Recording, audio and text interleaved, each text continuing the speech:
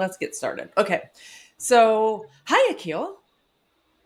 Thanks for joining me on this Sunday mornings for Hindsight, our podcast where we look at historical events that help us understand disparities and inequities in the current state of the world today. Because we believe that when you know better, you do better. That's How are you? right.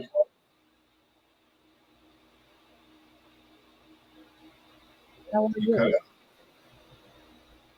You cut out. I can't hear you. I'm good. I'm great. You were very silent. That's no Now good. you're back. Okay. Now you're back. I'm doing great today. Got a big day ahead of me. Um, really looking. Really excited about the energy we got going. Getting back into this project of ours. I know, me Um, too. I think it's. I think it's.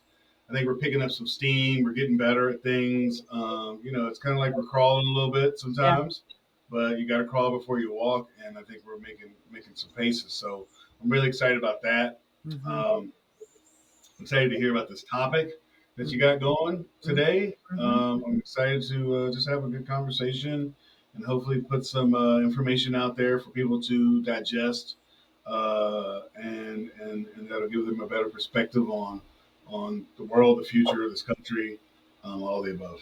Yep. Agreed. Agreed. Good points.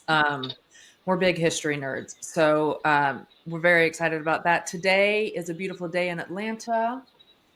I'm going to be doing some cleaning, so I'm excited about that. But before I start cleaning, I want to talk about the Department of Education. Now, Oh, does it still exist? I mean, is that a thing? yeah, it is still here. Uh, Um, because it would take an act of Congress to close it. So, uh, we know Congress does not act nowadays. hell no, it doesn't. Hell no, it doesn't. They got no act, no action. No action, which in this case is probably a good thing. Although there is some things happening that is just like, as one article said, kneecapping the Department of Education. So, like a wrestling federation owner being the head, yeah, maybe yeah, similar. Yeah, that's one of the problems, but the uh, secretary of wrestling. wrestling, the American Secretary pastime. of wrestling, Shitty America. education and wrestling. That's fake.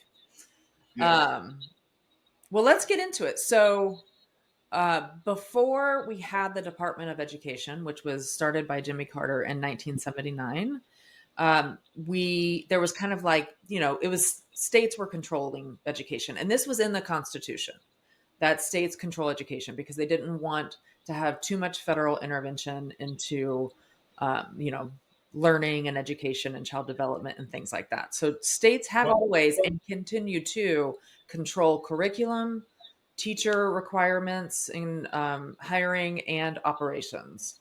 well, I have a question. Hmm.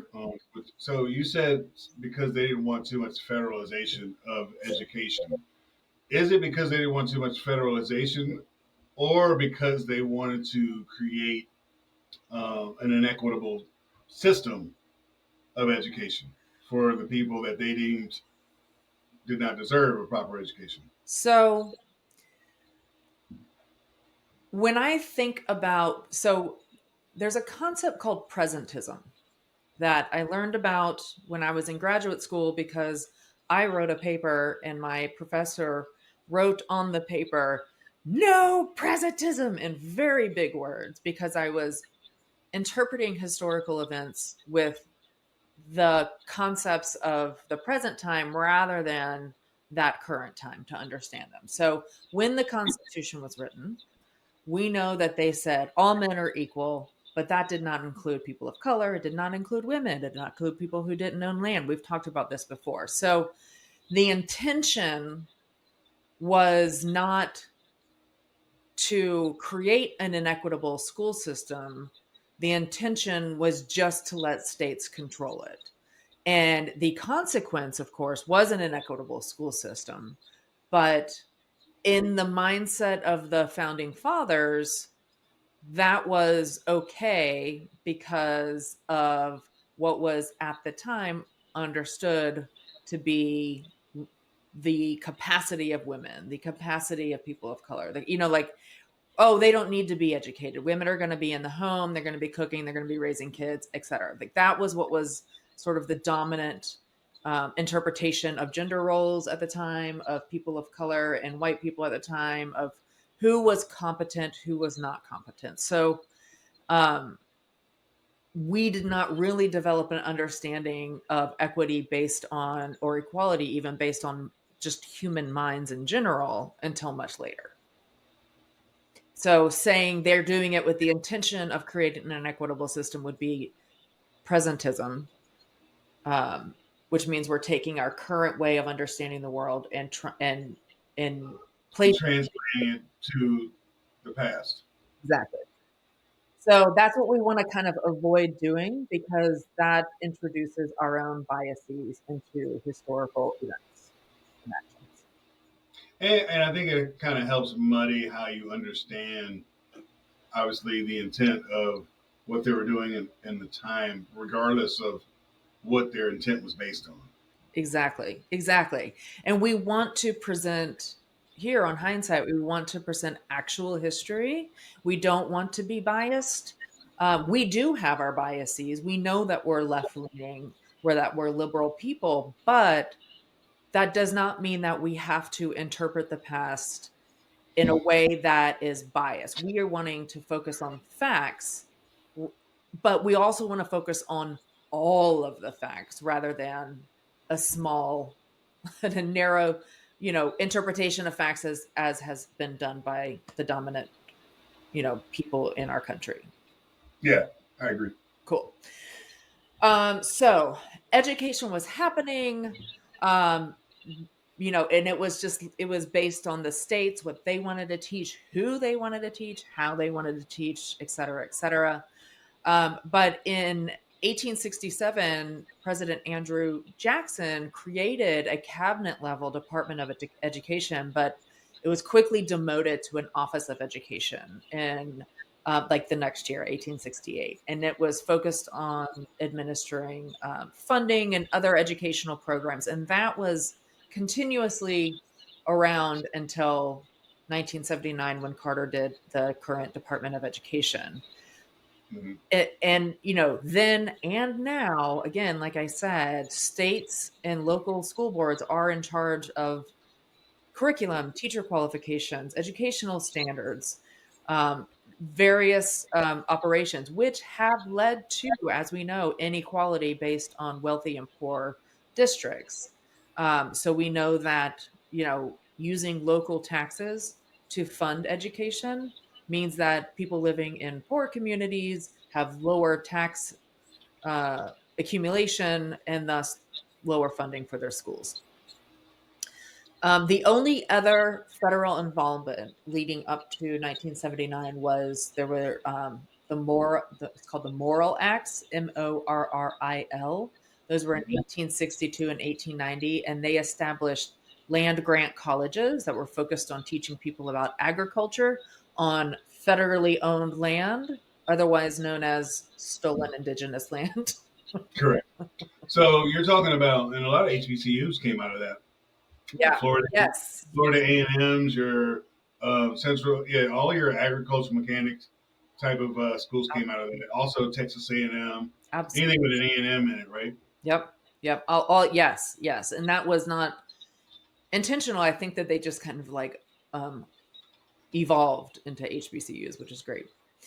The other federal involvement was the National Defense Education Act of 1959. That was in response to Sputnik when the Russians beat us in the space race Mm-hmm. for a moment. And so it allocated $1 billion over 4 years for science and math and foreign language and technology education, and kind of set this precedent of like, oh, when we have national security concerns, then the feds can intervene more into education. And so that happened. But up until, the 70s, schools were not educating people with disabilities, kids with disabilities. There was lots of, obviously we know that there was school-based segregation up until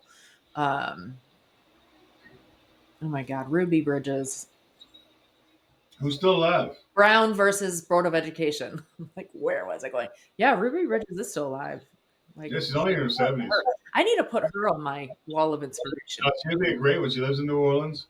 It's really interesting. I always, when people try to act like civil rights was this distant thing that we've overcome, and we all sang about it, and Martin Luther King ended it because he had a dream. Yeah. And you think, and you're like, I always tell people, I'm like, my mom was born in segregated America, and she's still breathing. Like she can tell me Yeah. what happened when they were segregated America. And Ruby Bridges is younger than my mom. Yeah. So, it's really interesting. I was listening to a conversation the other day, and they were talking about how in 1990, in the 90s, at different schools, there were still like separate proms.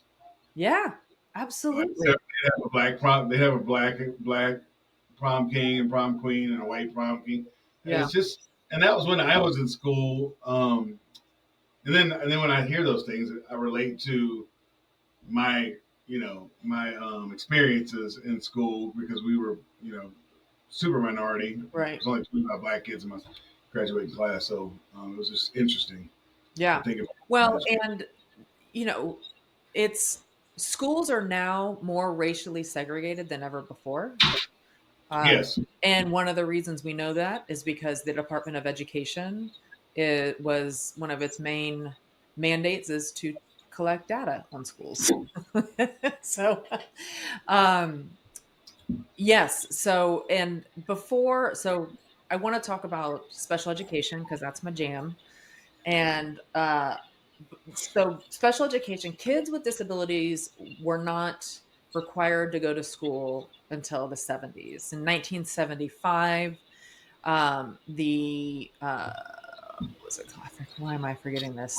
The education um, for what was it called? Education for All Handicapped Children Act passed in 1975. Later, that was renamed to the Individuals with Education Act (IDEA), and this guaranteed free and appropriate public education for students with disabilities.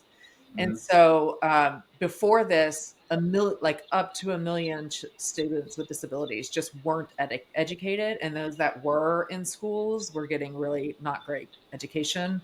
Not saying it's perfect now, of course, but the Department of Education came a few years after that, and one of its responsibilities was to fund and sort of standardize special education in a particular way. So when we talk about people with disabilities, are we talking about physical ailments or mental ailments or both? All, All.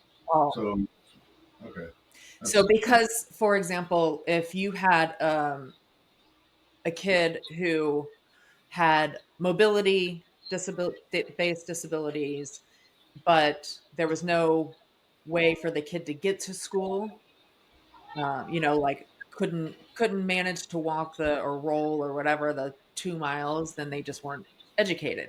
If you had a kid with you know, intellectual disabilities, then, teachers would in schools would just not, it wasn't even a thing. Like, we did it, the idea of educating students with intellectual disabilities was kind of radical. well, yeah. I think it's a. I mean, because I think prior to the 70s, 60s, early 1900s, people were considered feeble-minded when they had Mhm. intellectual disabilities. I mean, they were. I mean, there was a movement to sterilize Yeah, all of those people that they yeah, thought were feeble-minded and imbeciles. yeah. Those were Um, scientific classifications: moron, imbecile, and idiot. so moving forward, it definitely makes sense that they undervalued the fact that they could learn or be productive, Absolutely.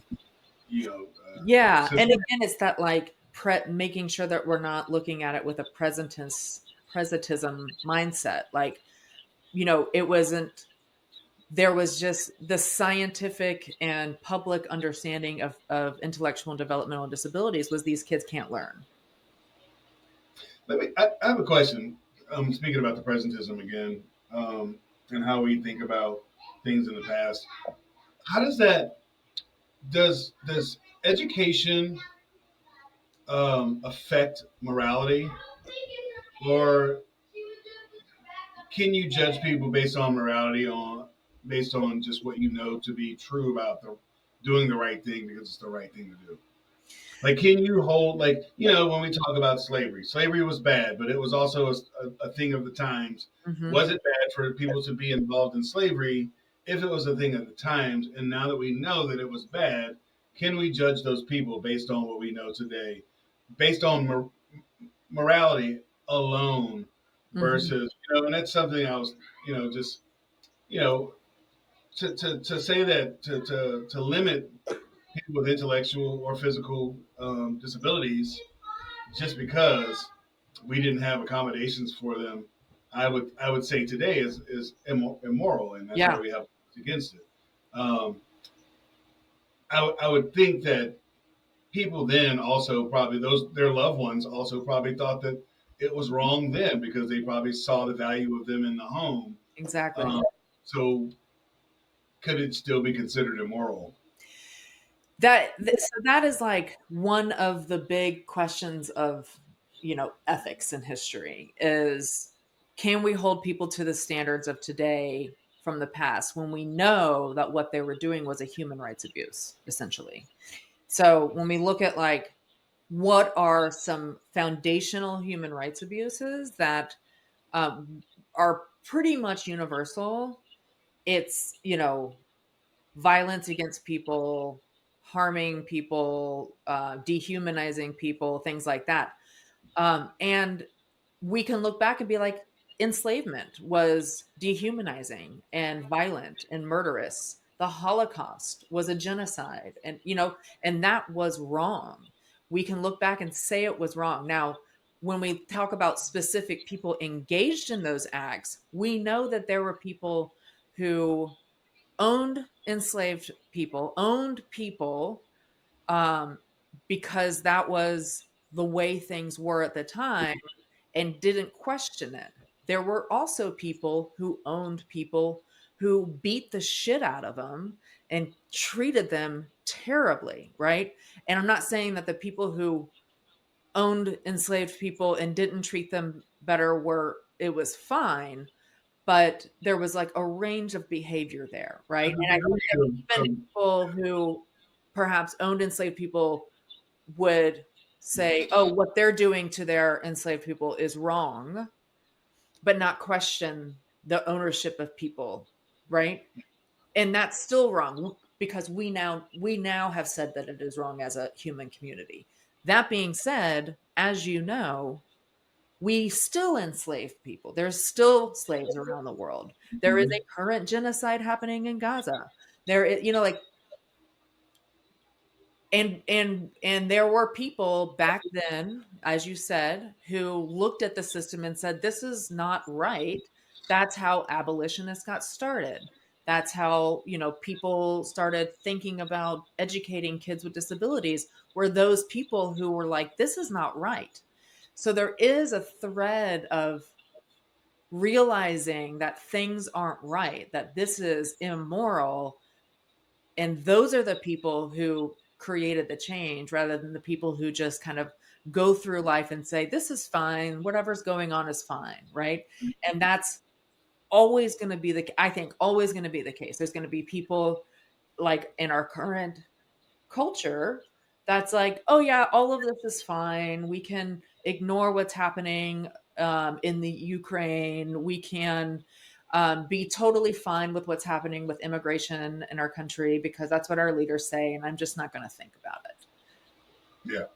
And then we have people like us who are saying we see problems with this based on human rights, based on morality, and it's not cool, right? It's not cool for us to be kicking people out of the country willy-nilly without due process. It's not cool for us to um, try to roll back initiatives that make sure every kid actually gets a good education and a fair education and a correct education, right? A factually correct education. So, um, it's a kind of a roundabout way of answering your question, but that's my perspective is there's always been people who have recognized immorality and people who just accept the state of the world as is. And that's why we can look back and say, oh, those people were wrong. Some of those people were wrong in a way that was like blatantly immoral and violent and human rights abuse. Some of those people were wrong because they just didn't question the system. I got you. Yeah, I agree, and I think that's kind of what we're trying to get at here, Mhm, mhm, because when you study those past immoralities and you understand with clarity how wrong what they were doing, and like we talked about in the last episode, how history does not repeat but it rhymes, mhm. you can kind of see where we're going. And when you abdicate responsibilities in real time, then you're going to end up being on the wrong side of history. And then Exactly. you're going to be able to, and it's really convenient to be able to look back and say, oh yeah, that was messed up. Yeah. But it's much more difficult in real time to say this is messed up Yeah. and this is what's going to happen because I know what happened in the past. Right. Um, and it's scary today, which goes back to what we're talking about, the Department of Education, and we know what happened without the Department of Education prior to it being Exactly. created, and now we're on the way to trying to eliminate the Department of Education. Yeah. And it's, again, we eliminating the Department of Education is unlikely because it would take literally an act of Congress, right? But I want to talk about the criticisms of the Department of Education and the benefits or the those in favor argument. So, um, the reason why people criticize the Department of Education is again this idea of federal overreach, undermining local control and community values. But this doesn't really play out because, again, local schools and states, local school boards and states are in charge of most of education and the curriculum and all of that stuff. It is also said that there's a overly administrative burden for schools and districts that could divert resources from actual teaching and learning. I mean, bureaucracy is everywhere. I'm not going to necessarily disagree with this because I've worked in public education, and but most of the bureaucracy I encountered was from the local and state control. But you know, fine. And that there's also the argument that the political nature of the department, because it's a cabinet level um, entity, that different presidential administrations can shift what is going on with our education system, creating instability and inconsistency and long term planning of education, which, again, I think, given the control that states and local boards have, is unlikely because we haven't seen it, except for things like No Child Left Behind, which has been criticized. And this is a criticism I strongly agree with, on overly focusing on standardized testing, and so kids are now taught for these to succeed on these tests and not actually taught because of what needs to be learned. And so that's a criticism that I definitely agree with. But that was a policy that was initiated under the Bush administration, as you know, and so that could be changed. I think should be changed. Yeah, I mean, it's interesting you talk about standardized testing. So, I remember when I was in elementary school, we had the Iowa Basic basic skills. test, and you had to, it was so stressful, and you got the bubble sheets, and that was your first experience with scantrons and coloring inside the lines, and Hmm. and they judged you based on what you scored on those tests, and really those aren't indicators of how smart you Oh my are or how God. good you are. It's really because I know for a fact I wasn't the greatest student, but I know I learned a lot more than a lot of people who were considered better students Yeah. based on their grades. because Yeah. I can repeat a lot of the things that I learned in high school because they stuck with me, but it's just harder for me to regurgitate them in a standardized way. Yeah. Well, and this is a conversation that is very prominent in my household right now because yesterday Finn, my step kid, took the SATs. And Okay. he had been studying for it for like 4 months. His grandma, which is who was a math teacher, has been tutoring him. He took a practice test and was just so upset because he didn't do well and he was feeling stupid. And I was like, standardized tests are bullshit. And that's why a lot of colleges now are no longer requiring SAT Yeah. scores and things. So that's a whole nother conversation we can have, but the problem with things like Race to the Top and No Child Left Behind is that if your standardized test scores are not good, then you're put on watch. And if they don't improve, then the feds take away some of your funding as a punishment or even take over your school as a punishment. And that is just going to make it worse. Like Yeah, that just sounds antithetical. yeah, it's real bad. So, um, and then the other sort of fire under their asses that happened for the current move to get rid of it was, guess who? Our good friend Elon Musk in last November posted a picture of Jimmy Carter that was captioned, "In 1979, I created the Department of Education. Since then, America went from first to 24th in education."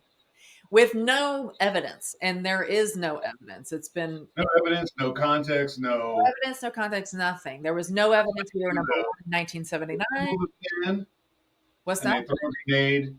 They pull the pin, they throw a grenade, and they walk away. And the only Absolutely. thing it serves is to create chaos because this person with an elevated platform gets to say the thing, and then people think that he's an expert because he's supposed to be super smart when really he just has a lot of money that he got from a stolen mine in South Africa based on his parents' Nazism, Absolutely. and it pisses me off. Yeah. Yeah. No, it's totally fucked up. Like we should not have a South African racist billionaire uh, informing the American public on national policy. I agree. I judge everybody when they drive Teslas. Oh yeah, me too. I love those little stickers though that say like, "I bought this before Elon lost I it." know. So the benefits of the Department of Education is, again, we're getting all these great statistics about education. We can actually track how schools are doing. It's also it funds Pell Grants and all kinds of student loans and things so that there's more equitable access to higher education. That being said, that system is totally fucked too because all of our students are leaving schools in debt. And that's one of the reasons I left academia. I was like, I cannot take part in a system where the professors are not paid very well. The tuition has gone through the roof. Students are leaving with debt. Where is all this money going? And it's going to increase bureaucracy and this neoliberal idea of what education is. Neoliberal meaning like it's just capitalism. Like, you know, At the end of the day, it all boils down to capitalism and money and increasing the bottom line of someone who has way more power than the person that's actually sitting in class. precisely. Yeah, exactly. And so, um, what the Department of Education does is mainly for the statistics in higher education. Only 10% of Department of Education resources go to K through 12 education. Um, we also got a lot of support from the Department of Education during and after COVID. So, that was great. Only 10%. Only 10%. Yeah. Yeah. You would think why only 10? Well, where's the other 90% go? Taxes, local and state taxes. That's crazy. Yeah.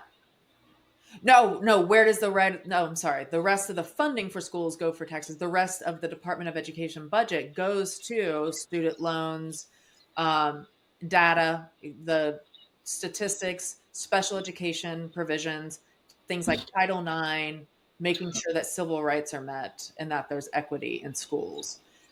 And that is where the target is, because Trump wants to fight wokeness in our education system. He calls it illegal discrimination in the form of promoting DEI and gender ideology. And says critical race theory and transgender insanity is just rampant in our schools. And it follows the Project 2025 uh, messaging of the Department of Education supporting Marxism and indoctrination. And They just throw so much stuff out. it's so much bullshit, right? It's like So much BS. racial discrimination is now redefined as DEI, or DEI is redefined as racial discrimination, and Title IX is redefined as sex based discrimination against women and girls through the support of transgender students. So it's just all about, and then it's all about parental rights, right? And school choice, which is Oh, oh, don't get me started on that. Like thin failed.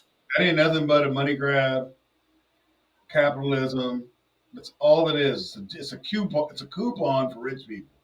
Exactly. And it leads to, and these schools, charter schools and private schools that these coupons are for, don't have to, they get to choose their students. They don't have to include students with disabilities. Exactly. They don't have Which to is include students from poor communities.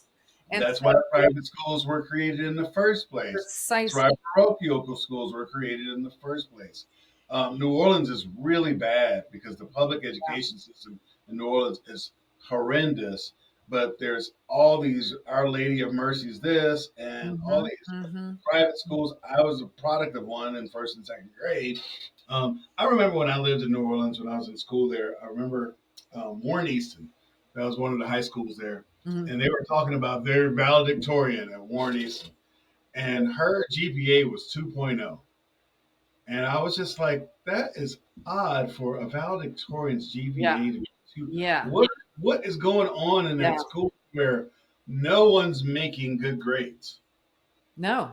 Well, and that's the thing, is like if you have all of this private resources going to these schools, then the public schools are serving people who are not rich, not wealthy, don't have resources, and the private schools have less money and so are naturally going to be have lower resources. The public schools. Shitty books, yeah, shitty books, shitty technology, teachers who are burnt out. I mean, I saw this when I worked as an autism consultant in Savannah.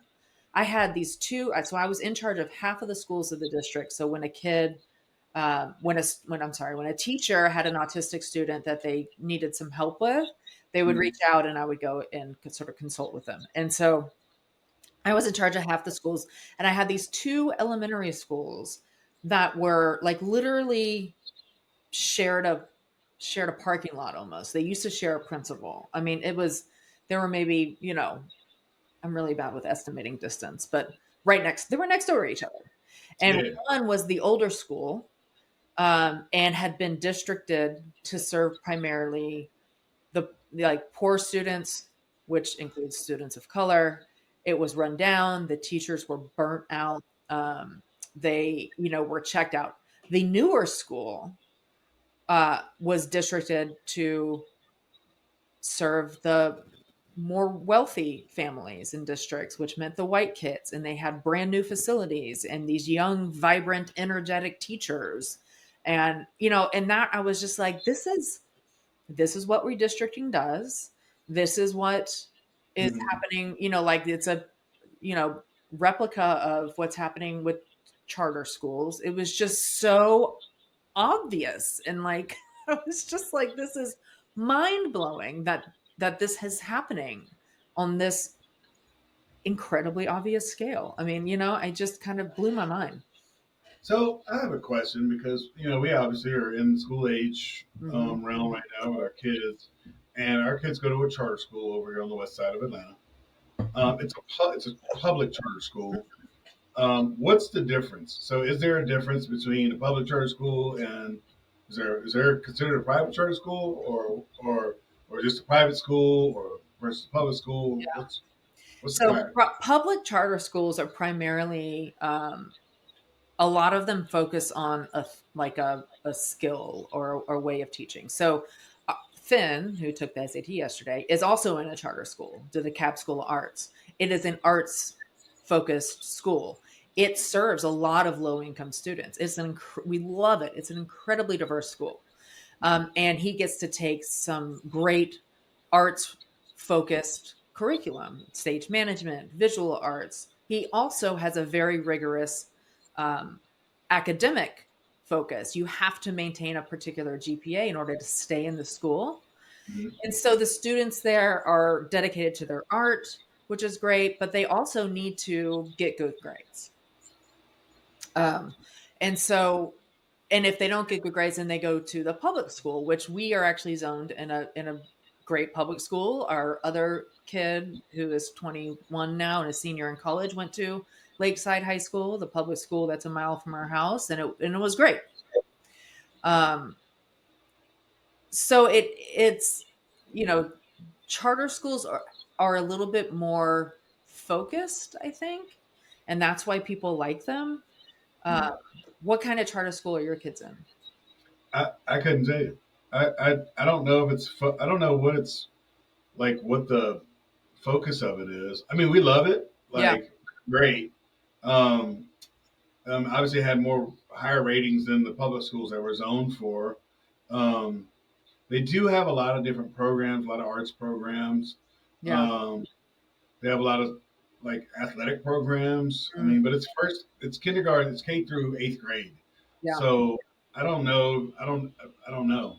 yeah, Be yeah. interesting to. I mean, the thing about charter schools is so our charter school is over near Avondale Estates, which is near Clarkston. It serves DeKalb County, including South DeKalb, which is has a higher concentration of people living in poverty.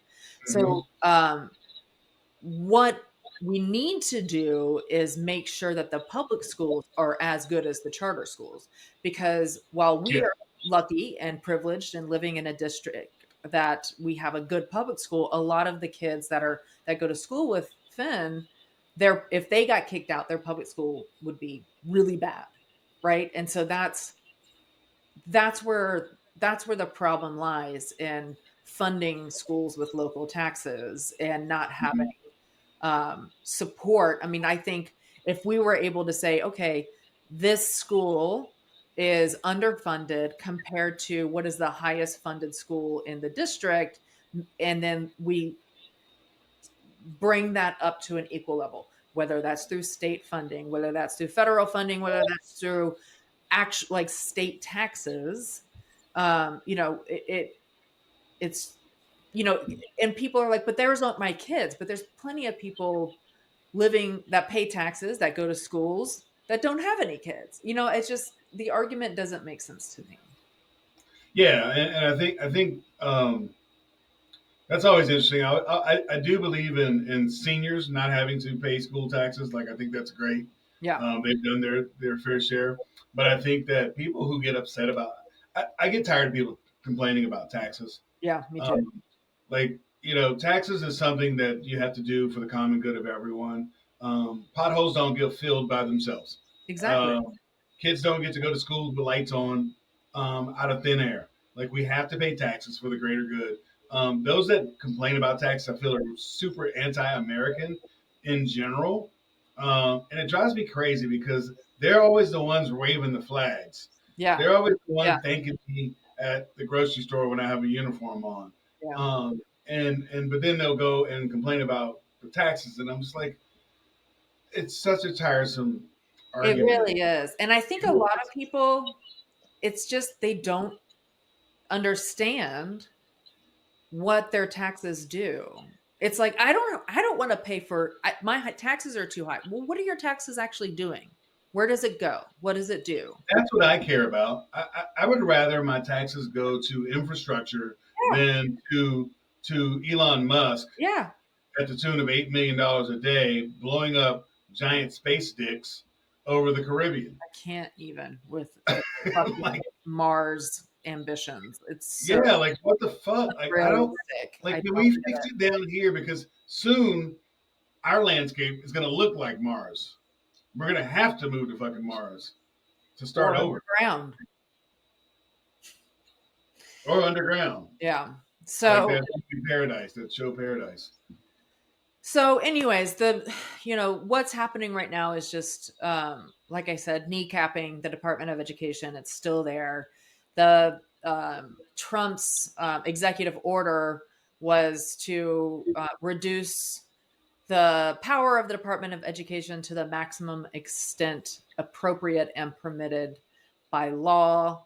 And this is also why we are seeing these colleges, all of a sudden their funding is getting pulled without proper investigation of whatever Mhm. claim is being placed on them. So um, it's we'll never get rid of the. I mean, not now. We're not getting rid of the Department of Education, Well, but I don't put it past them to try to get rid of it within the next 3 years.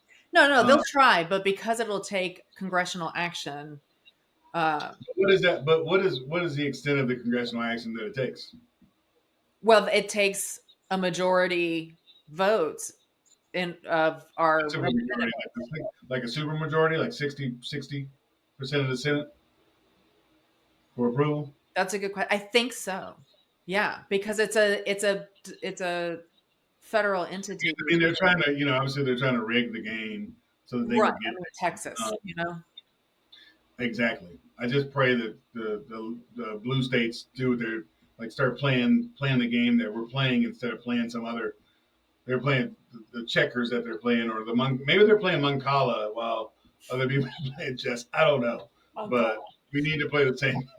No, absolutely. I mean, it's like, fine, you're gonna do this shit in Texas, then we're gonna do the same thing I'm loving Gavin Newsom's energy right now. yeah, I know, right? Killing it. So So anyways, our education system is not great, but it is not because of the Department of Education. That's the boiled down what is it? TLDR. that's why we have such disparities in education across different states, Oh, right? 100%. Yeah. Like you have the Northeast who typically have very intellectual and very smart kids coming out of high school, and then you go to places like Mississippi, Louisiana, um, where those funds aren't being allocated to the mass majority of people Exactly. and being siphoned off by special interests and things like that Yeah. that harm society in general. Yep. Yeah. And we're globally becoming less competitive. All kids can learn. All kids have the opportunity to excel and uh, you know, be a powerhouse. But we have to equip them with the skills. So, did you see the? I think it was the academic bowl that what was that competition? It was some sort of intellectual competition for kids, and our representation, all the Mm. kids were Chinese. Yeah, yeah, I do remember that. Hmm. Hmm. I don't know. I can't remember what it was. Was it a science fair or something? But Yeah. it shows you. Well, the It shows spelling bee you. too is like that. Yeah, and the spelling bee always. Yeah. So, um, that's a lot of parental emphasis on education in the household because they're But not they being have other factors. educated. They're not being. Those kids are not educated in other countries. They're still educated here. Correct, correct. But they're also, I think they're coming from because they're a lot of times they're first and second degree immigrants, Yeah, right? And they're coming from societies that put an emphasis on exactly. education, Yeah, and then they're products of that emphasis. yeah, Where our children are being raised by people in America don't read books. I They know. do not read books, House so no books like blows my mind. they don't even listen to books. They don't even listen to books. They Yeah, don't. They just don't have any thirst for knowledge whatsoever outside of what is trending in social media. yeah, It's really scary. So now, from now on, like when I get into philosophical or political conversations, I always ask people, "What have you read that informs yeah. you Like, tell me what, because everybody always talks about their feelings and they think that their feelings equals up to what I've read Right. about and what I know to be fact. And so I always challenge them, tell me, what have you read? Because I want to know where you're getting the basis of your argument. Yeah. Because it doesn't sound like it's based on fact. It sounds like it's based on anecdotal instances and your feelings about Right. things. And Right. that is not how the world works, my friend. Right. No, it's not. Usually, after I say that, they get quiet and they go away. It's my flex. Exactly. I read, bitches. And I read bitches. I do this for fun. Exactly. I read, I think, I wonder, I question. Exactly. I look up stuff. I mean, seriously, like, I don't know how I became this person, but like, I will wake up in the middle of the night and have a random thought and get up and just put it in Chat GPT Yeah. just to satisfy that itch to know something about it, and then I'll revisit it later, because Chat GPT saves it. So Yeah. I'll just revisit it later because I'm like, what is that? And if I don't do it, it'll just be circulating in my brain like, Yeah. it's Yeah. weird. I feel like I have, what's that? There's that meme where all the letters and all the equations. Oh, yeah. I feel like that's me at like 3 in the morning, Your trying to brain, solve all the your world's problems. brain is a something to wonder at. It is You know what? all inspiring. Sometimes I wish I was dumb. Sometimes I just wish I didn't. Sometimes I wish I didn't care because it'd be a lot easier. It would be less stressful. It'd Yeah. be a lot less stressful to exist. Yeah. Uh, but yeah. So here we are. All right, What are my we doing? friend. Thanks for having this conversation with me. It was a great conversation. I had my notes, I had my points. We had some really great tangents, and yeah, I But think this that lets you know how everything is intertwined. I think our conversations show how all aspects of life yeah, are intertwined with the topics that we discuss. Like, you can sit here and just read educate Board of Education. This is what they do. This is who it's run by. This is how it's funded. yeah, But really, it really says something about society in general, for sure. of how it's operating, what good it's doing, what it's not doing, those types of things. So I think these conversations are definitely necessary, Yeah, especially for hindsight, because when you where know, you do better. you do exactly read people, learn, Read. Please listen to, read. listen to us.